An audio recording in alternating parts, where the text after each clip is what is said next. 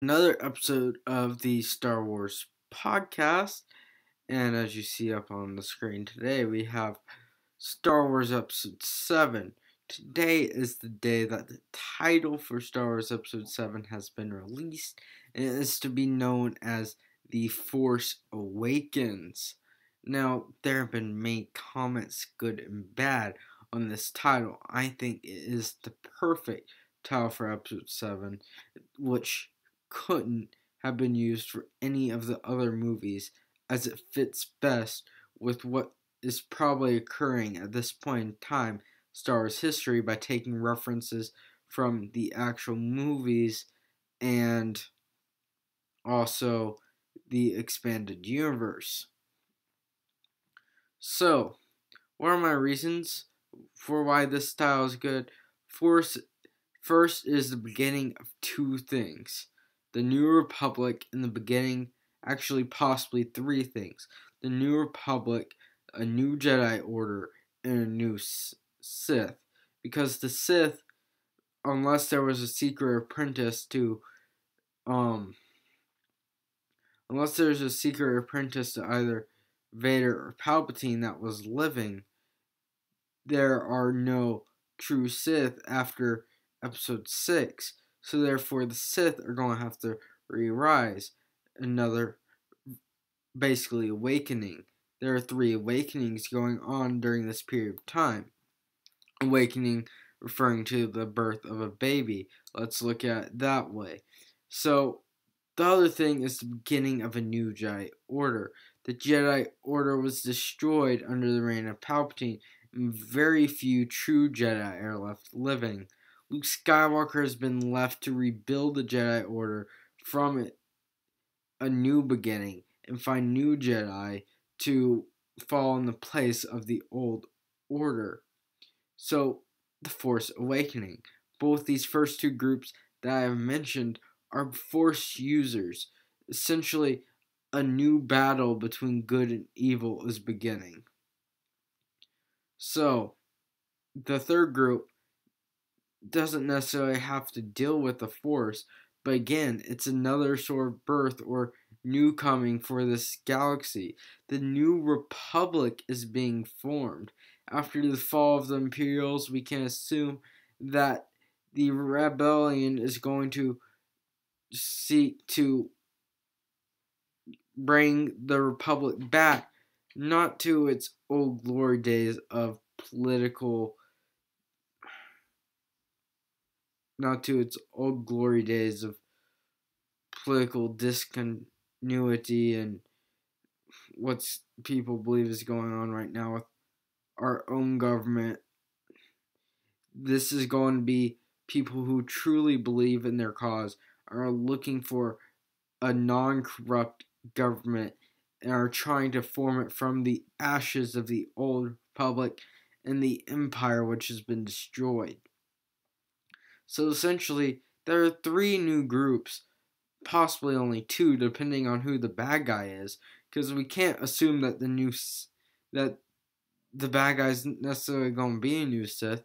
For all we know, it could just be a Dark Jedi, which isn't necessarily a Sith per se, or it could be something more like in the Jedi Academy trilogy by Kevin J. Anderson with Old Sith Ghost. But basically, we're looking at three new orders coming into existence. So Force Awakens, as a form of saying something's being birthed or coming anew, is the perfect title in that sense. Now, you might want to look at The Force Awakens. Don't all the movies include the Force and the Jedi? Yes, but I don't believe that due to Awakens, the title Awakens is really what I think the true emphasis is going for. The Force Awakens is showing that there is this new energy in the galaxy. Something anew is being birthed. The prequels, I don't believe, the only of those movies that could have possibly even held this title was Episode 3, because at that point in time, the Sith were coming to power. But I believe the title Revenge of the Sith is much more suited than The Force Awakens.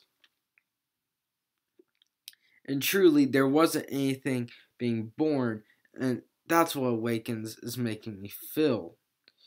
So, why couldn't the 3 movies have it for other reasons? Well, number one, the Jedi Order is thousands of years old at this point.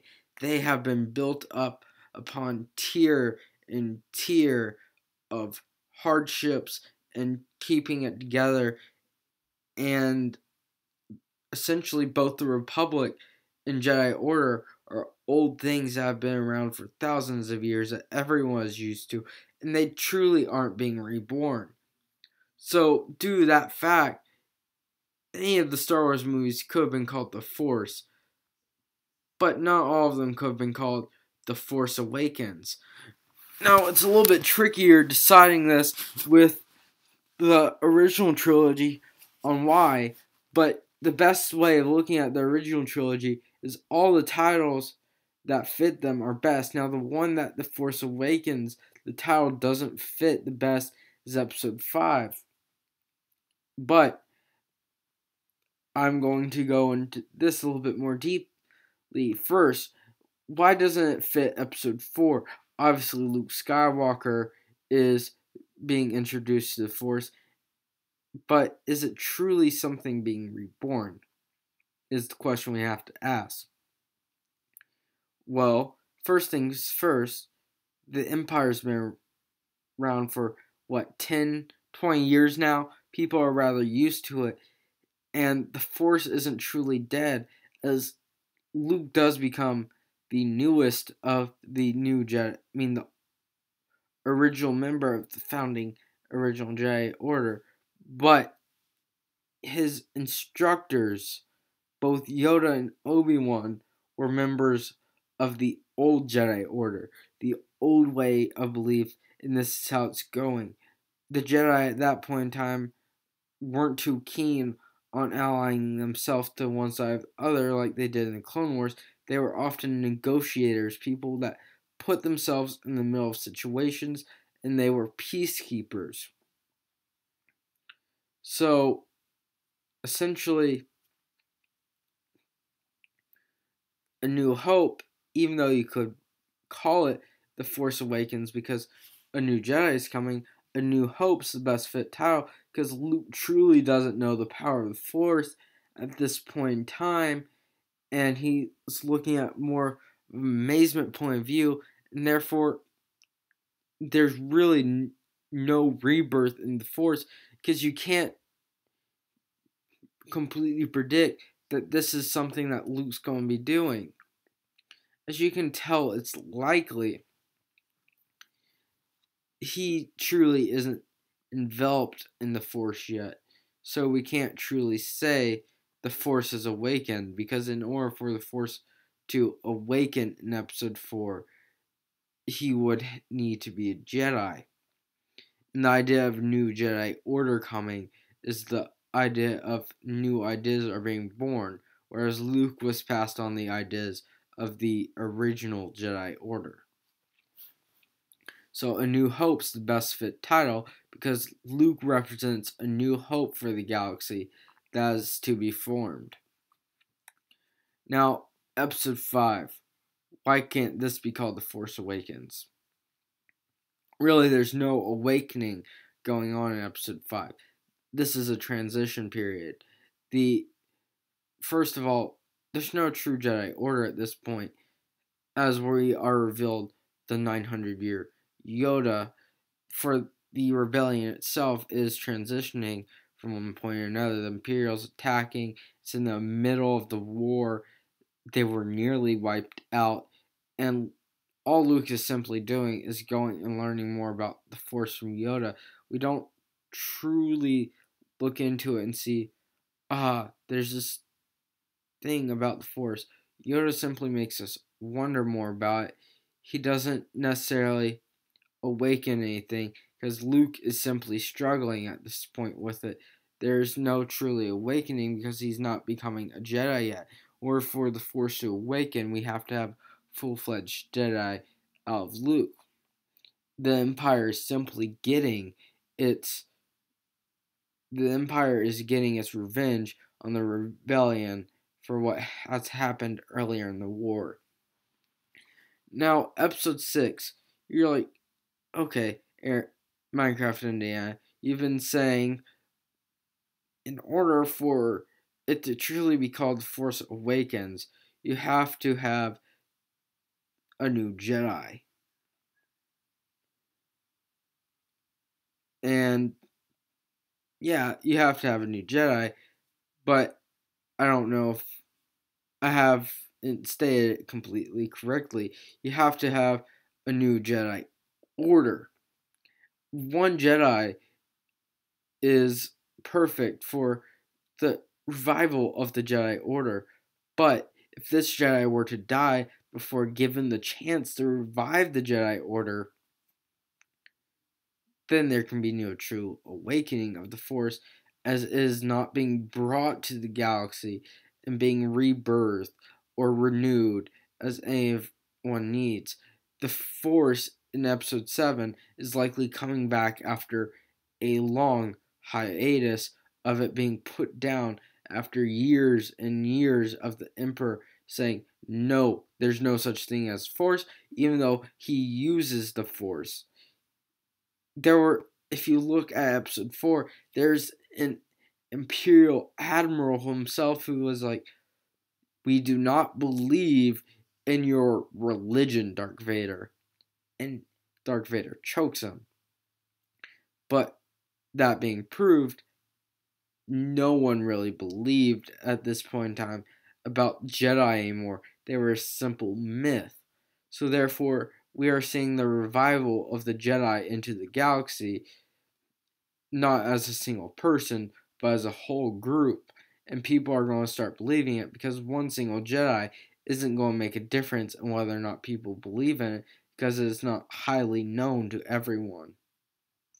So, The Return of the Jedi is the best title for episode 6 because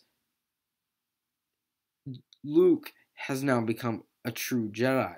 And by killing Vader, or at least turning him back to the good side, the Jedi have been revived, and Luke has earned his trueness and has shown himself that he is a Jedi and he is the one to now lead this new order that he is to form later. But due to the fact that he's only one individual, nothing can truly be revived at this point until others become Jedi, including Leia herself. Okay, so with all this put in, one other title, and this isn't completely my idea. I forgot the name of the guy because I'm not the one who read the article, but the title can be given as a real life comparison to what's going on right now with Star Wars. As Star Wars is in a new beginning, Awakens. Obviously, I've been saying this is a new beginning for things. Star Wars is in a new beginning because Disney has bought it and has revitalized it, is bringing it back. Now, I would argue with anyone who says Star Wars died after 2005 and become unpopular or unused.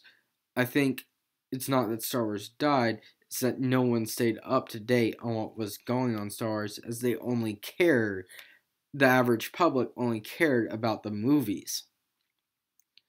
I would have to argue that Star Wars never truly died.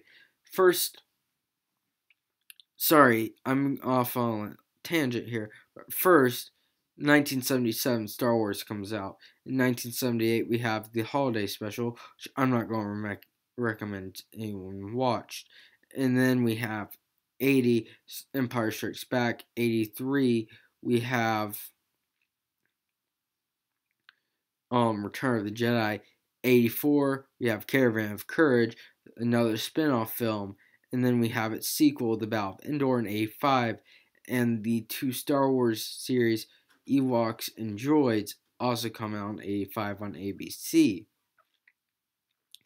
Those go on for a few years. Star Wars is then revitalized in books in 91 by Timothy Zahn in Inherited Empire. We have a huge influx of books coming till now in Star Wars books. There have now been about probably 100 at least Star Wars novels written due to Timothy Zahn, Inherited Empire, revitalizing it. And in 1999, we have The Phantom Menace. 2001 or 2, we have Clone Wars. And then 2005, we have Revenge of the Sith. But also around 2002, we had Clone Wars short clip series on Cartoon Network. And then 2008, we have another Star Wars Clone Wars spin-off film in the new series. So do that, you can see there's constantly things happening in Star Wars universe, and it never truly died. So truly there wasn't really Star Wars has disappeared, and it's finally coming back since 2005. It's that Disney is bringing new light to the situation and is trying to promote Star Wars and saying, look, we realize that Star Wars is a big franchise, and George Lucas doesn't really want to be doing anything elsewhere. So we are coming as a public to change this and make everything better with Star Wars. We're going to make everything canon. Simply, Disney is bringing new light to the situation and making Star Wars different than it is before, and something more for the public to enjoy, not as a way only to make money, but to make the Star Wars franchise itself better. So, Force Awakens can also be seen in a sense of what's actually going on in the real world, but obviously the title has to deal with what is going on in the movie, and that's why I think it's referring to the beginnings of the New Republic, a new Jedi Order, and possibly even new Sith. So, let me know your comments on what you think of this title and why you don't like it or you love it. Because I think this title is perfect for what is going to be happening or should be happening in this point in Star Wars history. And I meant to do another episode for episode 10, but because of the title coming out, I thought this would make a good episode. But to let you guys know what the next one is going to be about is the Battle of Hoth, which I meant to do earlier, but my recording failed, so I couldn't. So hopefully I'll finally get that one in soon enough. Hope you enjoyed. Comment down below.